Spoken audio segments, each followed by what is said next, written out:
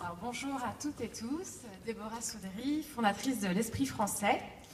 Alors déjà, pour comprendre ce qu'est l'Esprit français, je me dois de vous raconter une petite histoire.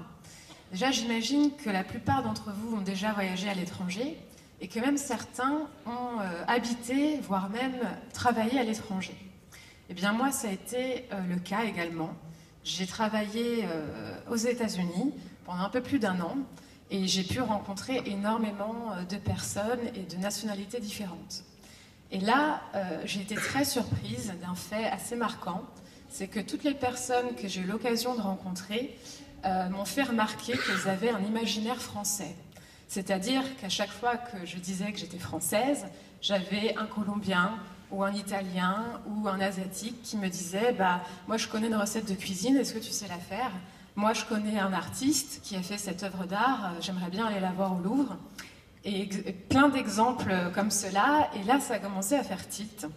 Je suis revenue en France donc pour continuer ma carrière, et là j'ai eu le revers de la médaille, c'est-à-dire que j'ai été assez déçue de finalement notre façon d'accueillir les étrangers, les touristes en France, et j'ai commencé à me renseigner sur notre relation client, ce qu'on appelle l'esprit de service, qui aujourd'hui est très à la mode, et j'ai fait une étude de marché.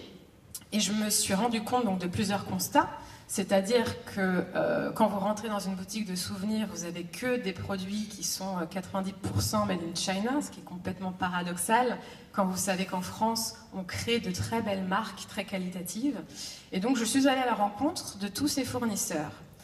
Et finalement, j'ai écouté aussi les touristes, j'ai fait une longue étude de marché, et la plupart m'ont dit qu'ils aimeraient qu'on soit un peu plus avenant, c'est-à-dire sur les nouvelles technologies, qu'on réponde un peu plus à leurs attentes et que justement on fasse un effort en termes d'accueil.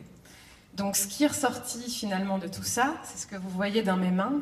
L'Esprit français est un coffret de bienvenue touristique et connecté qui a pour but de faire vivre une expérience locale aux touristes en France. Et on commence ici par la vitrine de la France qui est Paris, où on va avoir 8 produits d'épicerie fine, 8 produits de différents univers, notamment l'épicerie fine, les accessoires de mode, les objets de décoration, la papeterie et d'autres produits. 2 valeurs ajoutées qu'on a voulu rajouter dans cette offre, on crée nous-mêmes en interne nos guides touristiques. C'est-à-dire que là, on est parti carrément à l'inverse de ce qu'on peut imaginer sur les guides. On a voulu créer des itinéraires à la carte pour vraiment accompagner le touriste dans sa découverte de restaurants et d'activités locales en dehors des sentiers battus. Donc on a créé ce guide avec des itinéraires à la carte, jour par jour, heure par heure, et puis on est allé plus loin.